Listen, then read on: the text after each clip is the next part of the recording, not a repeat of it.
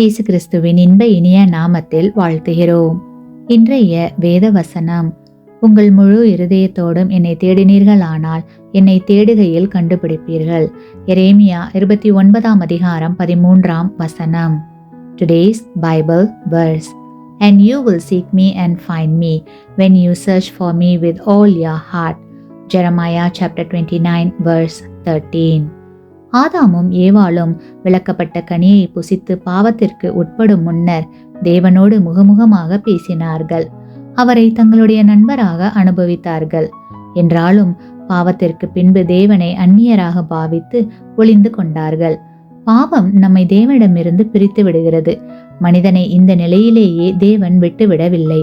மாறாக நம்முடைய ஆதி பெற்றோர்களை தேடிச் சென்றார். எவ்வளவு மேலான கரிசனை அந்த தேடுதல்!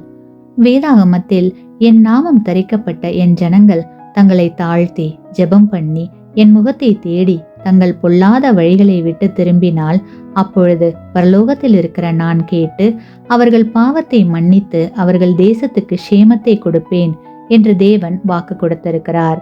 கிறிஸ்துவுக்குள் அன்பானவர்களே, நாம் அனுதினமும் வேதத்தை வாசித்து கிறிஸ்துவின் வாழ்க்கையை படிக்கும் போது தேவன் நமக்கு சமீபமாக காணப்படுவார். அது மட்டுமல்ல, நம்முடைய ஆத்தும நேசராகவும் நம்முடைய அன்பான நெருங்கிய நண்பராகவும் தேவன் காணப்படுவார். இந்த எளிய வழிமுறைகளை பின்பற்றும் போது நாம் அனைவரும் நிச்சயமாக தேவனை கண்டு கொள்ள முடியும். அனுபவபூர்வமாக கிறிஸ்துவின் மூலம் நாம் தேவனை கண்டடையலாம். ஆமேன்.